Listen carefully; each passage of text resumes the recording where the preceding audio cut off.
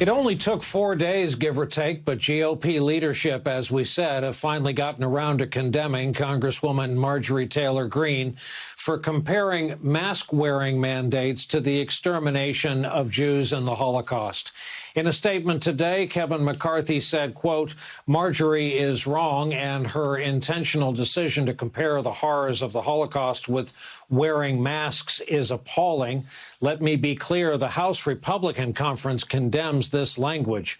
It remains to be seen if his words will have any effect on Greene's actions.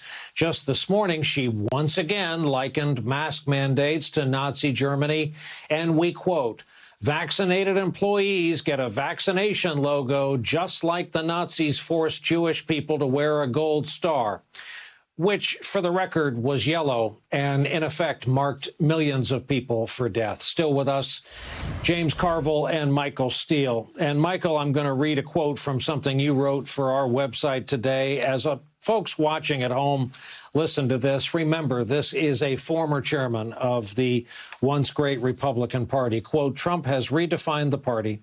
It's more and more becoming the party of angry white nationalists and faux patriots, afraid of their future and stewing in their own victimhood as they dine on a steady diet of GOP cancel culture, conspiracies, and lies. Michael, I've asked you this before. I'm going to ask you again. Does it ever get back to its old definition, its roots, its identity? Hope always springs eternal, but reality is cruel.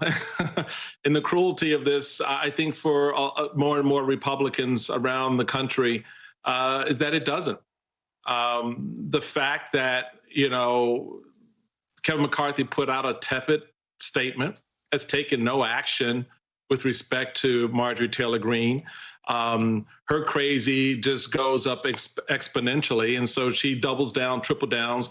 She wants to be the female version of Donald Trump, and she will do everything she can in her power to do that because she knows, cha-ching, there's cash at the end of that rainbow. And so that's where the party is. They will kick out a Liz Cheney, and they will elevate her. And here's the little dirty secret for you, Kevin.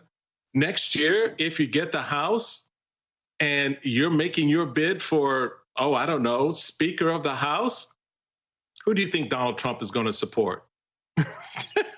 Sucker.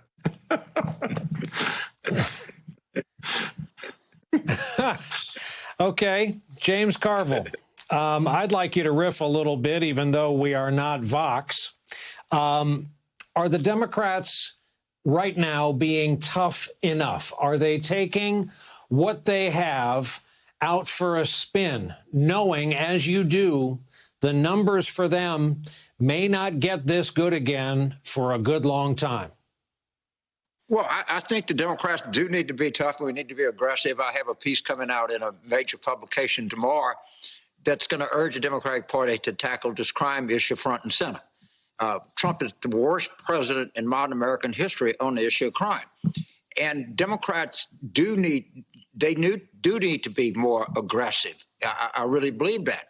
And to what Governor Steele said, I thought what he said was brilliant. And the only question that I kind of wondered, does the modern Republican Party deserve Marjorie Taylor Greene? I mean, is she a logical outgrowth of the kinds of things that Governor Steele was talking about? And I don't know how much that she is out, how far out of the current, and I can't use the word Republican mainstream in the same sentence together, but to the extent that there is, I don't know how far away she is from the norm. I mean, you can name 5 other people out of these 2 guys from Arizona, Louis Gohmert or Matt. I mean, there's more than one. There's a whole nest of them, and that's just where they are. But yeah, the Democrats have an opportunity here, and they have to do what effective people do. They take a chance. They seize on this opportunity at the moment they have it. So we'll see where it goes. But I'll have a lot more to say about this in the weeks ahead. James, generally, do you think Joe Biden is sitting on a perhaps Untapped and unmeasured. Okay. Just a second here. Michael Steele has evened the playing field on college hat representation. He has raised your LSU hat with one Hopkins. I just had to note this. James, do you think Biden is doing better than is being measured? Do you think he gets points for trying to return America to a country where we're not forced to think about who the president is every 20 minutes, where his polling is quite high and is being rewarded, for example, for how he's handled the pandemic? You know, Brian, it's funny because I was talking to a friend of mine in the media, and I'd get these reports on my cell phone, how much screen time you have. And I'm down 40% from October and November. And I'm almost like enjoying the fact that I'm not thinking about this, waking up in the middle of the night, screaming. But it's time to re-engage because, people are becoming kind of comfortable with Joe Biden being president and not being on the edge the whole time. But yesterday he had this FEMA meeting, and we're going to have a terrible storm season here in the northern Gulf of Mexico, and they're going to be a terrible fire season out west. So I sleep at night, and at least knowing that we have a president that's looking out for the country. And I hope we stay on edge, because we could lose a lot in 2022 by just being kind of lethargic and complacent here. By the way, just to bring our viewers up to date, you saw the president walking from Marine One back into the White House. He flew to Wilmington tonight just to attend a wake of a former Senate staffer and flew back to the White House again.